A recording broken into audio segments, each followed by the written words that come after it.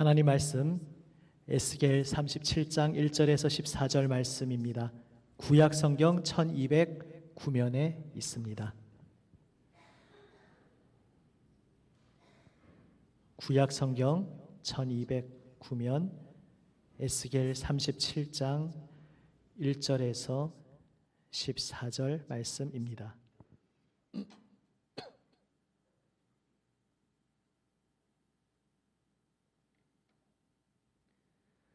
말씀을 교독합니다. 제가 먼저 37장 1절을 읽습니다. 여호와께서 권능으로 내게 임재하시고 그의 영으로 나를 데리고 가서 골짜기 가운데 두셨는데 거기 뼈가 가득하더라. 나를 그 뼈 사방으로 지나가게 하시기로 본즉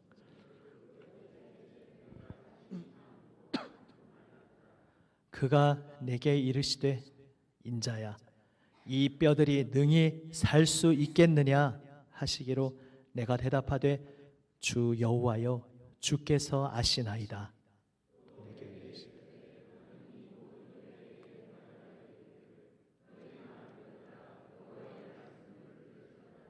주 여호와께서 이 뼈들에게 이같이 말씀하시기를 내가 생기를 너희에게 들어가게 하리니 너희가 살아나리라. 너희 위에 힘줄을 두고 차를 입히고 가죽으로 덮고 너희 속에 생기를 넣으니 너희가 살아나리라. 내가 여호와인 줄 너희가 알리라 하셨다 하라. 이에 내가 명령을 따라 대언하니 대언할 때에 소리가 나고 움직이며 이 뼈 저 뼈가 들어맞아 뼈들이 서로 연결되더라. 내가 또 보니 그 뼈에 힘줄이 생기고 살이 오르며 그 위에 가죽이 덮이나 그 속에 생기는 없더라. 또 내게 이르시되 인자야 너는 생기를 향하여 대언하라. 생기에게 대언하여 이르기를 주 여호와께서 이같이 말씀하시기를 생기야 사방에서부터 와서 이 죽음을 당한 자에게 불어서 살아나게 하라 하셨다 하라. 이에 내가 그 명령대로 대언하였더니 생기가 그들에게 들어가매 그들이 곧 살아나서 일어나 서는데 극히 큰 군대더라. 또 내게 이르시되 인자야 이 뼈들은 이스라엘 온 족속이라. 그들이 이르기를 우리의 뼈들이 말랐고 우리의 소망이 없어졌으니 우리는 다 멸절되었다 하느니라. 그러므로 너는 대언하여 그들에게 이르기를 주 여호와께서 이같이 말씀하시기를 내 백성들아 내가 너희 무덤을 열고 너희로 거기에서 나오게 하고 이스라엘 땅으로 들어가게 하리라. 내 백성들아 내가 너희 무덤을 열고 너희로 거기에서 나오게 한즉 너희는 내가 여호와인 줄을 알리라. 내가 또 내 영을 너희 속에 두어 너희가 살아나게 하고 내가 또 너희를 너희 고국 땅에 두리니 나 여호와가 이 일을 말하고 이룬 줄을 너희가 알리라. 여호와의 말씀이니라. 아멘. 오늘 오전 말씀 요한복음 3장 말씀의 내용과 깊이 관련되어 있는 에스겔 말씀입니다. 사실 36장도 한꺼번에 함께 보면 좋은데 시간 관계상 36장은 다음 주에 또 보도록 하겠습니다. 잘 아시는 본문이죠. 뼈가 가득 골짜기에 널브러져 있었습니다. 그냥 뼈도 아니고 마른 뼈였습니다. 아주 말랐더라. 다시 말해서 그냥 뼈도 어차피 생명을 다시 얻기에는 아무 소망이 없지만 더욱 강조하여서 아주 말라 비틀어진 뼈, 도무지 생명으로 회복되기에는 0.00001%의 가능성도 없는 죽음의 자리가 바로 이 골짜기의 자리였습니다.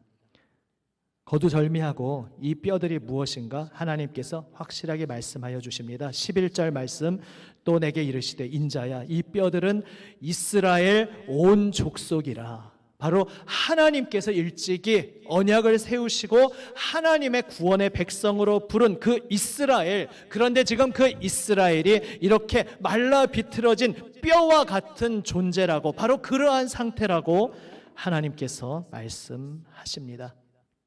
당시의 역사적 정황에서는 1차적으로 그 뒤에 11절 후반부 이어지는 말씀처럼 우리의 뼈들이 말랐고 우리의 소망이 없어졌으니 우리는 다 멸절되었다.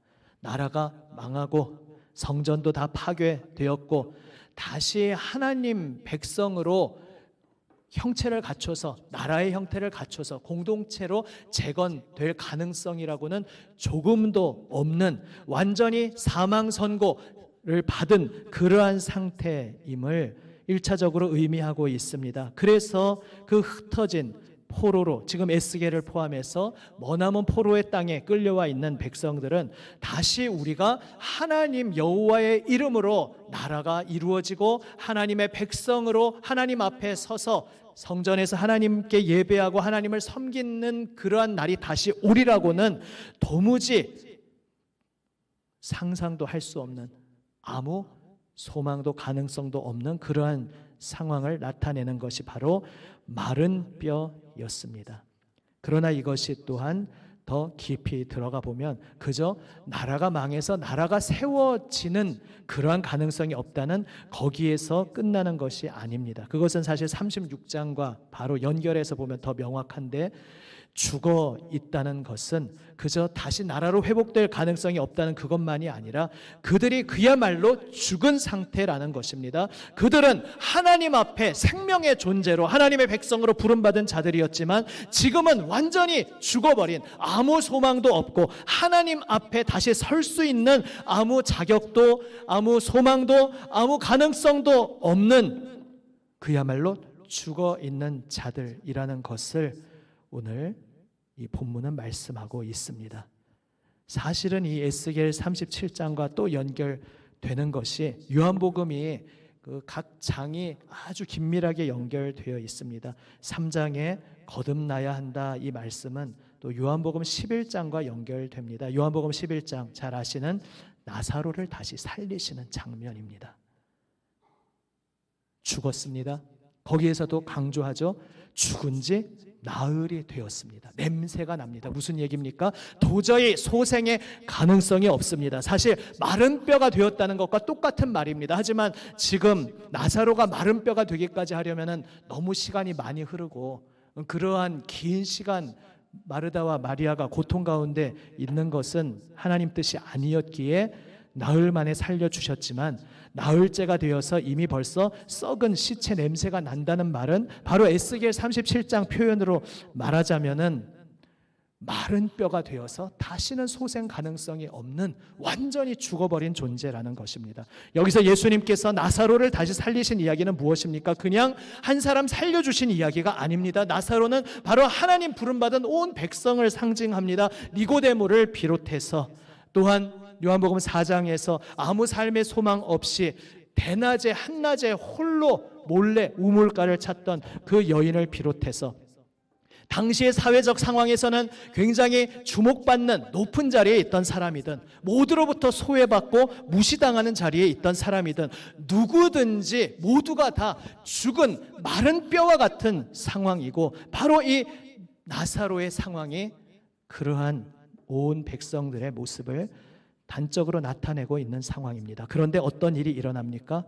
주님께서 돌무덤 문을 열어라 말씀하십니다.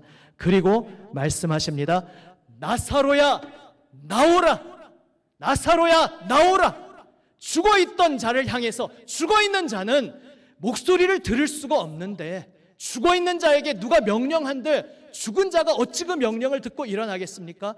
일반 피조물 사람이 해서는 되지 않는 일이지만 이미 죽어버리고 마른 뼈가 되어버린 그 나사로를 향해서 나사로야 나오라 하나님께서 말씀하시자 하나님께서 창조주이신 예수님께서 말씀하시자 그 창조의 음성이 죽은 자를 생명으로 옮기신 것입니다. 바로 빛이 있으라 말씀하시자 어둠에서 빛이 생겨났고 온 땅이 생명으로 가득하라 말씀하시자 곧 그대로 되니라. 그 창조주의 음성이 나사로야 나오라 부르시니 죽은 자가 일어나서 새 생명을 얻고 나왔습니다. 바로 이것을 통해 예수님만이 우리의 생명이요 예수님만이 우리의 새 삶을 주시는 분이요 우리 자신으로는 아무 소망이 없지만 그러나 예수님이 우리를 위하여 행하신 일 바로 우리를 위해 십자가에서 피 흘리시고 우리를 위해 생명 내어주신 예수님께서 처음부터 끝까지 100% 친히 이루신 일로 인하여 우리가 새롭게 태어나게 되었다. 우리가 이제 다시 일어나 새 생명을 얻게 되었다는 것을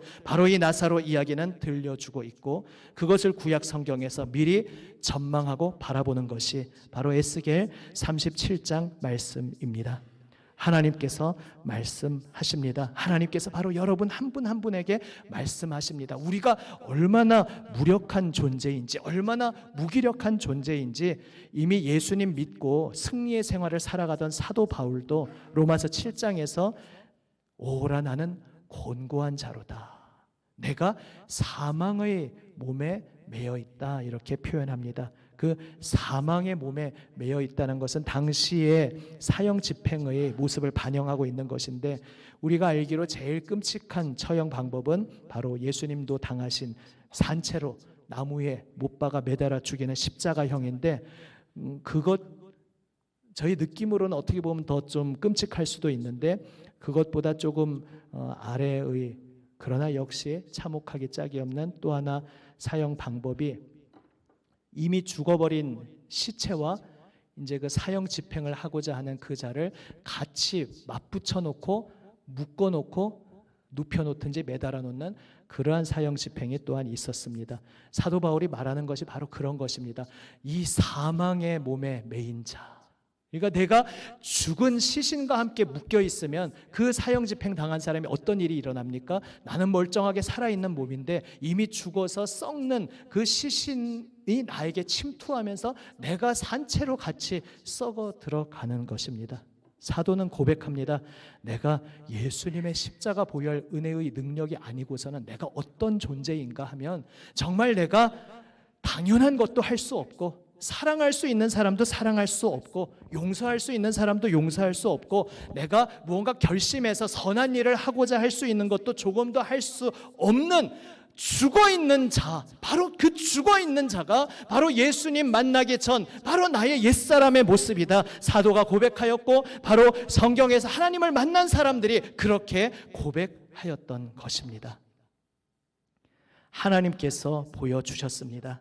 우리에게 아무 소망이 없다 말하는 이스라엘을 향해서 하나님께서, 아니야, 너희에게 그래도 조금 희망의 건덕지가 있어, 좀 여지가 있어, 이렇게 말씀하는 것이 아니라 오히려 점입가경으로, 맞아, 세상의 차원으로, 이 땅의 차원으로 볼 때는 너희는 정말 가능성 전혀 없어, 아무 가능성이 없고 완전히 죽어서 썩어서 마른 뼈만 말라 비틀어지게 남은 것 같은 그러한 철저한 죽음의 상태에 있는 것이 바로 너희의 영적 상태야. 하나님께서 오히려 더 강하게 말씀하신 것입니다. 그러나 우리가 얼마나 참혹한 자리에, 무기력한 자리에 있는지를 말씀하시는 그 하나님께서 바로 그 자리에서 동일하게 동시에 말씀하십니다. 그러나 내가 명령할 때에 나 창조주 주 여호와께서 말씀하시기를, 내 백성들아, 내가 너희 무덤을 열고 너희로 거기에서 나오게 하고 이스라엘 땅으로 들어가게 하리라. 나 창조주 여호와 하나님이 무덤을 열고 명령하는 순간, 나사로야 나오라 명령하는 순간 생명의 역사가 일어날 것이다. 우리 주님께서 바로 우리에게 말씀하고 계십니다. 이 말씀만이 우리의 유일한 소망, 우리의 유일한 능력, 우리의 유일한 생명의 말씀인 것을 믿으시기를 바랍니다. 애초에 우리가 뭐 하는 게 아닙니다. 교회에서 이런저런 일을 하면서 누군가 맡은 일을 잘 못했을 때 당신 왜 그거밖에 못했냐 이렇게 비난하고 자꾸 뭐라고 야단치고 이런 이야기들이 오고 가는 것 자체가 우리가 뭐 할 수 있다고 얼마나 착각하고 있는지를 우리 스스로 폭로하는 시간입니다. 우리가 왜 이거밖에 안 되냐 서로 말하면서 무언가 상대방을 쉽게 내 기준으로 이렇게 말할 수 없습니다. 오직 우리는 다 죽은 자요, 우리에게 소망과 변화의 기회는 오직 우리를 위해 죽으신 예수 그리스도, 우리를 위해 피 흘리시고 우리를 위해 죽음에서 부활하신 그 예수 그리스도, 그분을 바라보고 그분을 붙잡고 그분 앞에 엎드리는 오직 그 자리에만 참 소망이 있음을 알게 될 때에 우리 공동체에서 우리가 서로를 관계를 맺어가는 방식도 완전히 바뀌게 될 것입니다.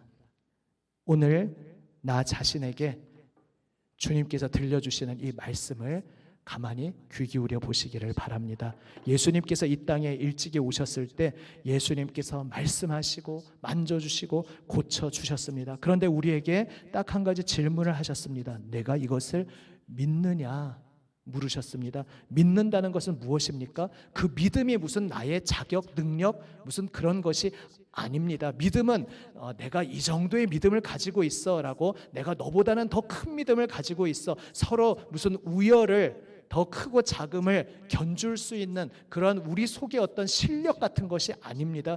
믿음은 그저 빈손을 의미합니다. 하나님께서 모든 것을 이루셨고 하나님께서 모든 것을 성취하시고 선물로 우리에게 주시는데, 그 선물로 주시는 것을 아멘, 나는 마른 뼈 이미 죽은 자와 같으나 주님께서 말씀하시니 주님 말씀을 의지하여 제가 그 말씀 순종하겠습니다. 제가 그 말씀 따르겠습니다. 빈손 들고 나에게 이미 이루시고 주시는 선물을 빈손 들고 받는 것이 바로 우리의 믿음이라는 것입니다. 그리고 주님께서는 모든 것을 그분이 홀로 행하시면서 그분이 홀로 십자가에 매달려 피 흘리시고 그분이 홀로 우리가 보태드리거나 도와드릴 것 없이 오직 하나님 아버지의 권세로 죽음을 깨트리시고 부활 승리하시고, 그분이 공생의 가운데에서도 병들어 있는 자, 죽어가는 자, 심지어 죽은 자, 그 많은 이들을 만져주시고 고쳐주실 때에도 우리의 어떤 1%의 도와드리는 것 필요 없이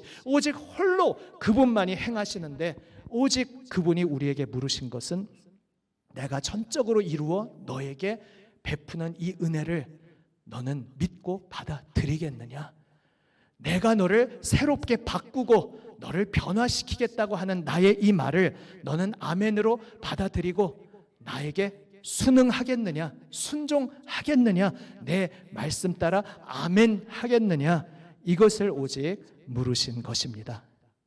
한국교회가 워낙 부흥사나 이런 분들이 아멘을 강요하다 보니까 부작용이 생겨서 저는 웬만하면 아멘을 일부러 유도하는 일을 안 하려고 하지만, 부흥사분들이 원래 애초에 그런 일을 시작했던 게 이유가 없는 거는 아니지 않았겠습니까?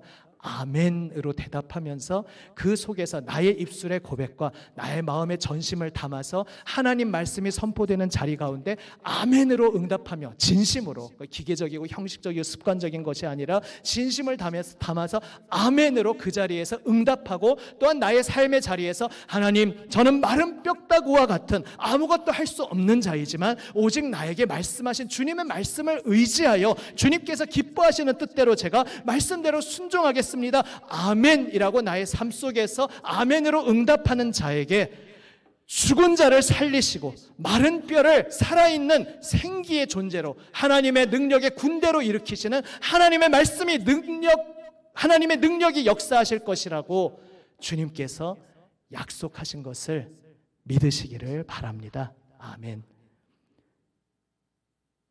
내가 너를 무덤에서 꺼내어 너를 새로운 생명의 존재로 인도하겠노라 말씀하시는 그 주님 앞에 이 한 주간도 온전히 엎드리는 우리 모두가 되기를 원합니다.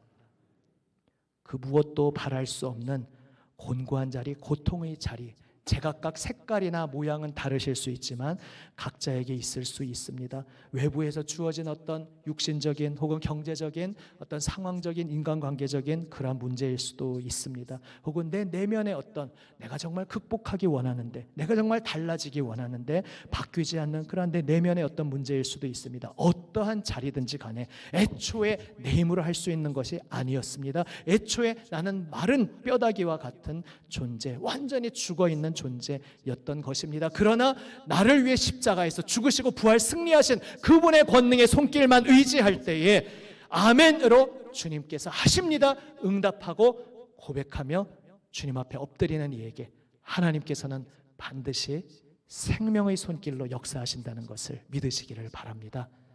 한번 옆 사람과 이렇게 혹은 앞뒤 분도 좋습니다. 이렇게 한번 축복하고 권면하시겠습니다. 하나님 말씀에 아멘 하시기 바랍니다. 하나님 말씀에 아멘 하시기 바랍니다. 아멘. 예수님을 수년간 따라다닌 제자들조차, 아니 예수님이 나중에 후반부에는 대놓고 내가 죽임 당할 것이지만 다시 살아날 것이다, 아예 무슨 상징 비유도 아니고 대놓고 말씀하시는데도 대놓고 말씀하시는 그 내용이 현실적으로 말도 안 되는 내용이니까 제자들이 이게 무슨 상징이겠거니 비유겠거니 생각하면서 기대도 하지 않고 상상도 할 수 없었던 예수님의 부활이 정말로 일어났습니다.